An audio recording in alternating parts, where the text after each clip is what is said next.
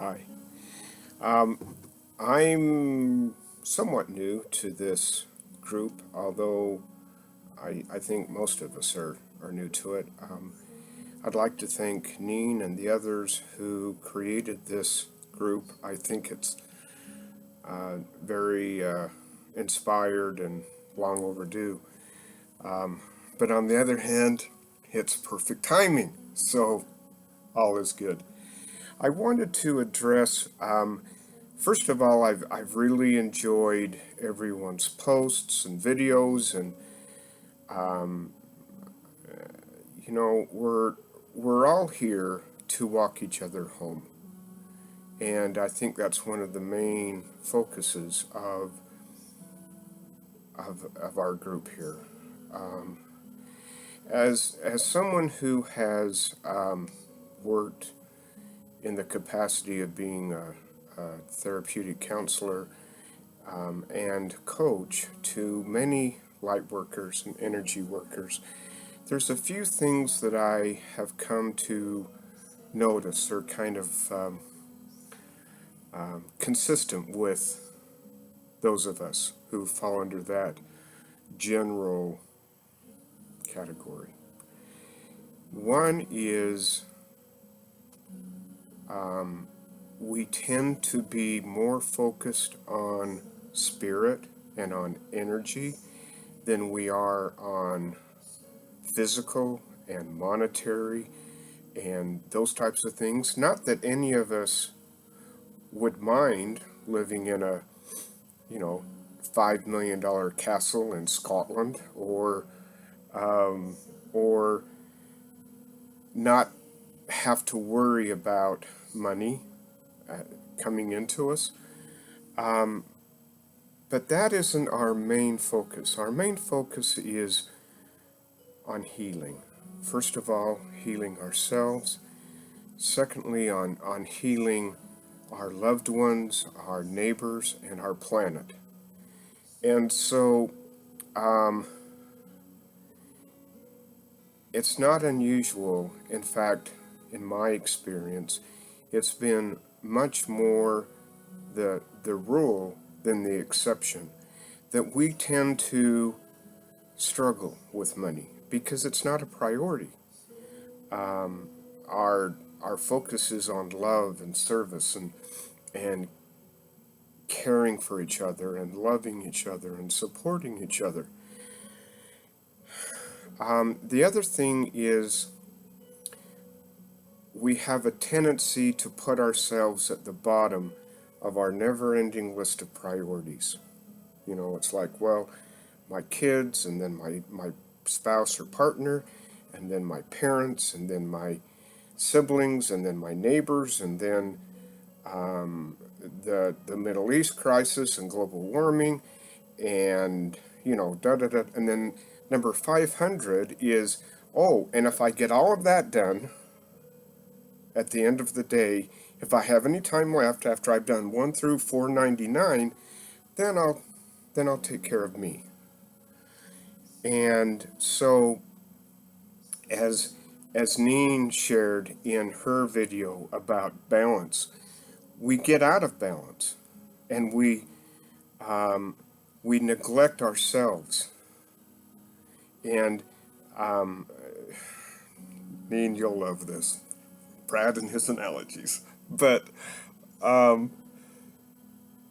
if you were driving in your car and the light came on your dashboard, low fuel, you wouldn't just slap a happy face sticker on your dashboard and just say, "Not me, I've got a full tank, I'm just fine."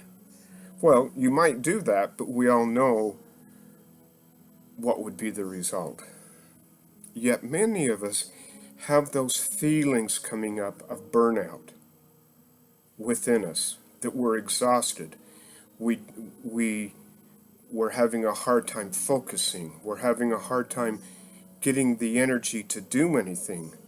And that is the same as that low fuel light blinking on our dashboard. And yet we dismiss it and we just say, "I haven't got time for that. I've got to do this, and I've got to do this, and I've got to do this." And so we ignore our body. And our body is saying, I need nutrition. I need a nap. I need to get out into nature. I need for me to love me. And until we ignore it, those warning signals get louder and louder and louder.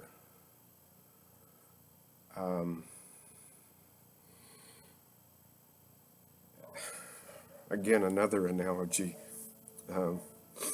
Neen's heard this also. If you were going to sheetrock your house and you tore all the old sheetrock down and it was down to the studs, and you had your sheetrock, you had your mud, you had your tape, you had your cordless screwdriver, and you were all ready to go. And then you start, and then you notice that the battery on your cordless drill is at like 12%. Now, in that moment, you've got two choices. Well, probably more, but at least two choices. One is you can say, if I wait and recharge this battery, it's going to take an hour. I don't have an hour. I've got to get this done now. So you take your barely charged screwdriver, you slap up a piece of sheetrock, and then you put the screw in, and it goes in ever so slow. And then you take your next screw, and you put in, and it goes ever so slow. And by doing this, it takes you like 6 hours to complete one room. So, the other option is you say, I am going to take time to recharge my battery so that I will have a fully re-energized battery when I do this. So you take an hour, and then you take your screwdriver, you slap up your sheetrock, zip, zip, zip, zip, zip, zip, and you're done. What would have taken you 6 hours, it takes you 2 hours, including the 1 hour that it took to recharge your battery. And the same is true with us.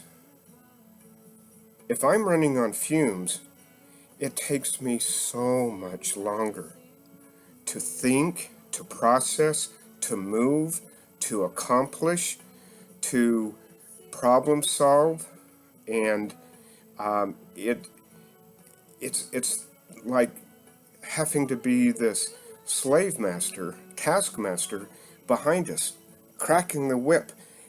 Got to keep going. You got to keep going. You got to keep going. Several years ago, I used to work with. I used to do in-home family therapy with single moms who were re-entering the job market after their divorce or whatever the circumstance was.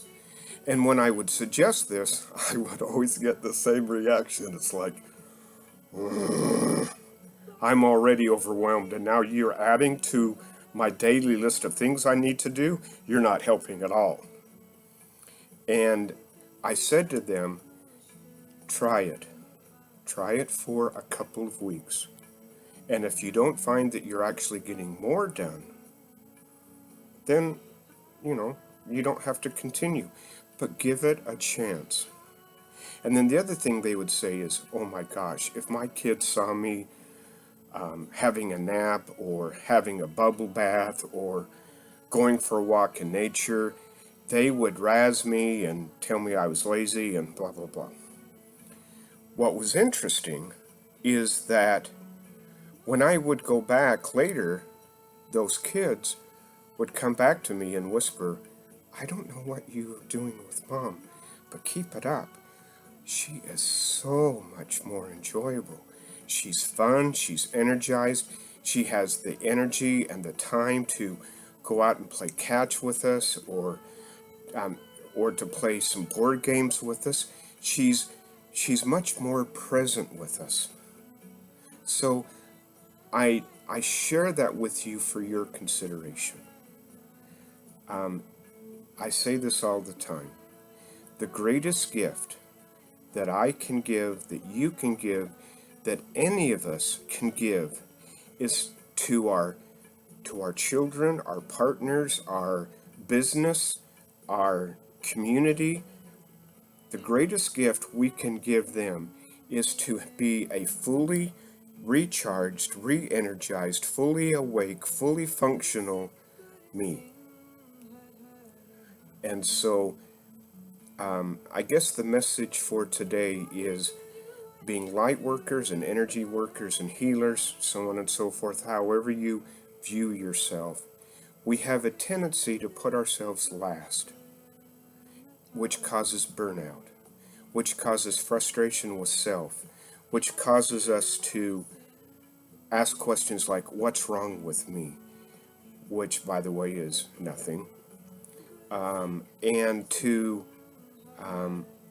emotionally, mentally beat ourselves up, which none of us would do. You know, if one of our kids was having a really bad day and they were curled up on the couch and you went and you said, what's wrong? And they said, I've just had a horrible day and I just don't have any energy. None of us would walk in and say, well, you lazy, bah, bah, bah, bah, bah, what's the matter with you? You're no good, bah, bah, bah, bah. And yet, isn't that often what we say to ourselves? So, in closing, I would offer and suggest for you to think about one of your children or grandchildren or niece or nephew or someone that you care about, and think back on when they were about 3 or 4 years old.